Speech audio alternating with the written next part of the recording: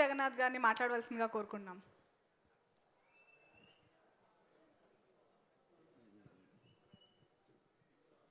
అందరికీ నమస్కారం అండి. ఎప్పటి నుంచో కళ్యాణ్ గారితో సినిమా చేద్దాం అనుకున్నది ఎలా కొద్దిగా లేట్ అయిన అడగయి చేసాం. బట్ లేట్ అయినా కొద్దిగా మంచి సినిమా చేసాం అన్న సాటిస్ఫాక్షన్ మా ఇద్దరికీ ఉంది. యా ఫస్ట్ ఇజం టీజర్ చూడగానే హరికృష్ణ గారికి తెగ నచ్చింది. ఆయనకి నచ్చింది ఏంటేసి ఈయన పొంగిపోయాడైనా ఆయన ట్రైలర్ చూసి ఏంటయ్యా నా కొడుకు ఎట్టా ఉన్నాడు అన్నాడు. అండ్ ఈ సినిమా కోసం కళ్యాణ్ గారు చాలా కష్టపడ్డారు. 3 monthsలో ఐ థింక్ 13 kilos ఎంత తగ్గి ఎక్సర్సైజ్ చేసి హ్యాట్స్ ఆఫ్ సార్, చిన్న విషయం కాదు. మిమ్మల్ని చూసి నాకు ఎక్సర్సైజ్ చేయాలని ఉంది.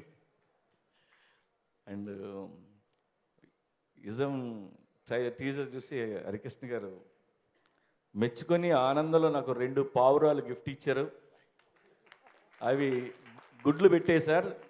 పిల్లలు బయటికి రాగానే అందరం కలిసి మీ దగ్గరికి వస్తాం సరే. అండ్ నో సార్, ఈ సినిమా మీరు తన యాక్టింగ్ చూసి మీరు ప్రౌడ్ ఫీల్ అవుతారు. And fantastic performance.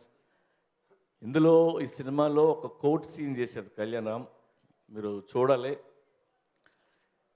ఎందుకంటే కోర్ట్ సీన్లన్నీ నందమూరి వారి అకౌంట్లో ఉన్నాయి అన్నీ. అండ్ తారక్కి చూపిస్తే తారక్ చూస్తూ యాట్ అని వచ్చాడు. అండ్ సో ఫైనల్లీ మంచి సినిమా తీసామని ఆనందం అయితే ఉంది. అండ్ అనూప్ చాలా మంచి పాటలు ఇచ్చాడు. వెరీ గుడ్ రెస్పాన్స్ ఇవాళ. అండ్ అనూప్ నాకు రాసే అవకాశం, పాడే అవకాశం కూడా ఇచ్చాడు. ఇప్పుడు పాట రాస్తున్నప్పుడు అర్థమైంది నాకు భాస్కర్ భట్లు ఎన్ని కష్టాలు పడతాడో. ఈ పాట రాసే బదులు కథ రాసుకోవచ్చు అనిపిస్తుంది నాకు. And Aditi, best of luck. చాలా కష్టపడింది అమ్మాయి, బాగా చేసింది. తెలుగు అన్ని డైలాగులు తెలుగు నేర్చుకొని చెప్పింది, వెరీ గుడ్.